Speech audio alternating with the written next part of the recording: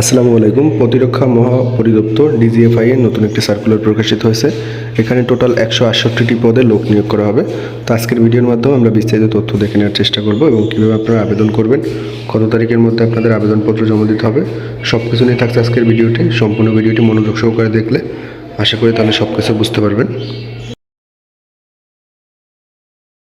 গণপ্রজাতন্ত্রী বাংলাদেশ সরকার প্রধান প্রশাসনিক কর্মকর্তার কার্যালয়, প্রতিরক্ষা মন্ত্রণালয়, ঢাকা সেনানিবাস।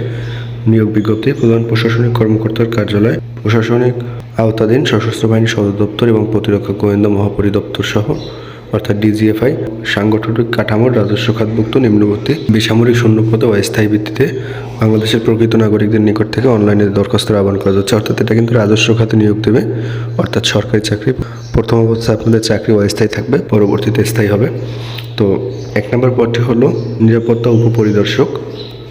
পদসংখ্যা থাকবে 3টি, এর ক্ষেত্রে স্নাতক পাস। এরপরে আছে সহকারী অধীক্ষক, এটার ক্ষেত্রে পদসংখ্যা থাকবে 1টি, এটার ক্ষেত্রেও স্নাতক পাস এবং কম্পিউটার পরিচালনায় পারদর্শী হতে হবে। কম্পিউটার অপারেটর, এর ক্ষেত্রেও পদসংখ্যা থাকবে 2টি, বিজ্ঞান বিভাগে স্নাতক পাস এবং কম্পিউটার টাইপিংয়ে বাংলা 25 এবং ইংরেজি 30 শব্দের গতি। 4 নম্বরে ষাটলিপিকার কাম কম্পিউটার অপারেটর, পদসংখ্যা 1টি, এটার ক্ষেত্রেও স্নাতক পাস এবং কম্পিউটার ষাটলিপিতে বাংলা 50 এবং ইংরেজি 80 শব্দের গতি সহ কম্পিউটার টাইপিংয়ে বাংলা 25 এবং ইংরেজি 30 শব্দের গতি থাকতে হবে। এবার আছে নকশাকার গ্রেড 2, এটার ক্ষেত্রে পদসংখ্যা 5টি, স্নাতক পাস এবং 2 বছরের ট্রেড কোর্স সার্টিফিকেট থাকতে হবে। 6 নম্বরে উচ্চমান সহকারী, পদসংখ্যা 11টি, এটার ক্ষেত্রে স্নাতক পাস এবং কম্পিউটার টাইপিং বাংলা 25 এবং ইংরেজি 30 শব্দের গতি থাকতে হবে।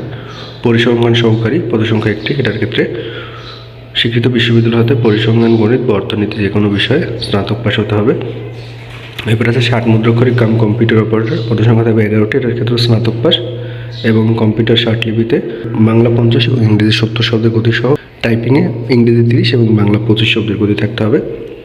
অফিস সহকারী কাম কম্পিউটার অপারেটর, পদসংখ্যা 56টি, এর ক্ষেত্রে এইচএসসি পাস এবং কম্পিউটার টাইপিংয়ে বাংলা 20 এবং ইংরেজি 20 শব্দের গতি থাকতে হবে। টেলিফোন অপারেটর একজন, এটার ক্ষেত্রে উচ্চ মাধ্যমিক অর্থাৎ এইচএসসি পাস হলে আপনারা আবেদন করতে পারবেন। এরপর আছে নিরাপত্তা তত্ত্বাবধায়ক 9 জন, এটার ক্ষেত্রে এইচএসসি পাস অর্থাৎ উচ্চ মাধ্যমিক পাস হলে আপনারা আবেদন করতে পারবেন। 12 নম্বর লাইন্সম্যান, পদসংখ্যা 1টি, এটার ক্ষেত্রে এসএসসি পাস থাকতে হবে এবং 3 বছরের অভিজ্ঞতা সহ আপনাদের প্রশিক্ষণ সার্টিফিকেট থাকতে হবে। এরপর আছে ইলেকট্রিশিয়ান, পদসংখ্যা 1টি, এটার ক্ষেত্রে মাধ্যমিক স্কুল সার্টিফিকেট অর্থাৎ এসএসসি পাস এবং পাশাপাশি 2 বছর মেয়াদী ট্রেড কোর্সে উত্তীর্ণ হতে হবে, 3 বছরের অভিজ্ঞতা থাকতে হবে। এরপর আছে এনবিআর অথবা বুট মেকার, এটার ক্ষেত্রে মাধ্যমিক স্কুল সার্টিফিকেট, এসএসসি পাস এবং 3 বছরের অভিজ্ঞতা থাকতে হবে। ফটোকপি অপারেটর, এটার ক্ষেত্রে পদসংখ্যা থাকবে 1টি, এটার ক্ষেত্রে এইচএসসি পাস এবং সংশ্লিষ্ট কাজে বাস্তব অভিজ্ঞতা থাকতে হবে। অফিস সহায়ক, এটার ক্ষেত্রে পদসংখ্যা থাকবে 53টি এবং শিক্ষাগত যোগ্যতা এসএসসি পাস বা মসজিদ 4 জন, জুনিয়র স্কুল সার্টিফিকেট অর্থাৎ জেএসসি পাস এবং সংশ্লিষ্ট কাজে অভিজ্ঞতা থাকতে হবে। এরপর আছে সহকারী বা মসজিদের ক্ষেত্রে পদসংখ্যা 2টি, জুনিয়র স্কুল সার্টিফিকেট পাস এবং সংশ্লিষ্ট কাজে অভিজ্ঞতা থাকতে হবে। মেসোয়েটার 5 জন, এটার ক্ষেত্রে মাধ্যমিক স্কুল সার্টিফিকেট অর্থাৎ এসএসসি পরীক্ষা উত্তীর্ণ হতে হবে।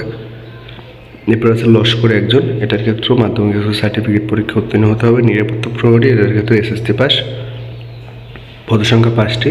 মালি বা গার্ডেনার, জেএসসি অর্থাৎ জুনিয়র স্কুল সার্টিফিকেট পাস এবং সংশ্লিষ্ট কাজে অভিজ্ঞতা থাকতে হবে। পরিচ্ছন্নতা কর্মী, এটার ক্ষেত্রে পদসংখ্যা থাকবে 6টি, এটার ক্ষেত্রেও জুনিয়র স্কুল সার্টিফিকেট অর্থাৎ জেএসসি পাস হলে আপনারা আবেদন করতে পারবেন। তো টোটাল 23টা পদে 168 জন লোক নিয়োগ করা হবে। বয়স থাকতে হবে 31 জানুয়ারি 2025 তারিখে 18 থেকে 32 বছরের মধ্যে। এরপরে আমরা আবেদনের নিয়মটা দেখে নিব। এছাড়া বিস্তারিত কিছু তথ্য আছে, আমরা চাইলে দেখে নিতে পারেন। আবেদনের লিঙ্কটি হলো dcd.teletalk.com.bd। এই ওয়েবসাইটে প্রবেশ করে মূলত আপনাদের অনলাইনে আবেদন করতে হবে। আবেদন শুরু হবে 1 জানুয়ারি 2025 সকাল 9টায় এবং আবেদন শেষ হবে 31 জানুয়ারি 2025 বিকেল 5টায়। এই সময়ের মধ্যে মূলত আপনাদের অনলাইনে আবেদন করতে হবে।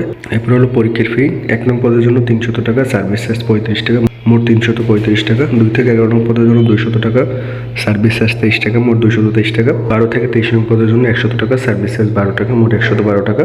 টেলিটক প্রিপেড সিমের মাধ্যমে জমা দিয়ে আপনারা আবেদন করতে পারবেন। পরবর্তীতে আপনাদের যখন পরীক্ষা হবে আপনার ফোনে মেসেজ আসবে, মেসেজ আসলে তখন ইউজার আইডি এবং পাসওয়ার্ড দিয়ে আপনাদের অ্যাডমিট কার্ড ডাউনলোড করতে হবে। অ্যাডমিট কার্ড নিয়ে আপনারা পরীক্ষা অংশগ্রহণ করবেন।